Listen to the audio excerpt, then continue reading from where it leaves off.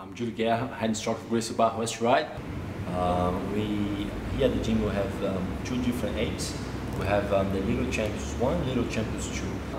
Sometimes a big challenge.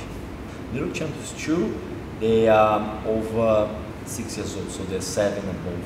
All right. Little Champions 1, 3 to 6. So for little kids like on that age, between 3 or 6, the approach that we have with them, of course, not the same as the adults class. So we try to have games that get them to learn moves and techniques where they don't really think about they're doing techniques. They think that they're playing around.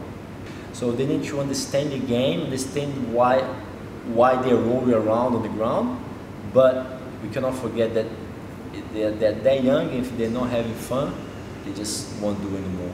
When they grow up, they move to the next class, then you can start doing more Jiu Jitsu as a sport and explain them how they can use the Jiu Jitsu as a self-defense to defend themselves, and that's when it starts becoming fun.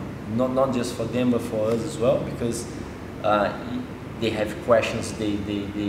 Sometimes they come and they tell stories how much they like the class and what happened at school. You know, this guy pushed him around, he pushed him back, and then he controlled the guy.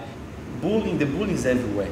I remember back in the day when I was a kid, there was bullying at school. You know, doesn't matter how much the parents, the teachers, they try to make sure that, you know, there is no such a thing, but there is, you know. And if you're not ready to stand up for yourself and at least, you know, show the bully that you're not the person that he wants to mess with, you know.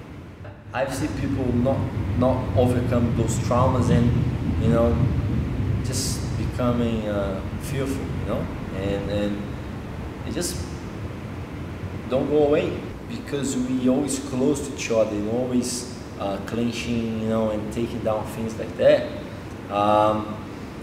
You get kids to become a lot more confident. And he was just telling me yesterday, every time she goes to school sports, something like that, she always comes last, like a lot more than other kids.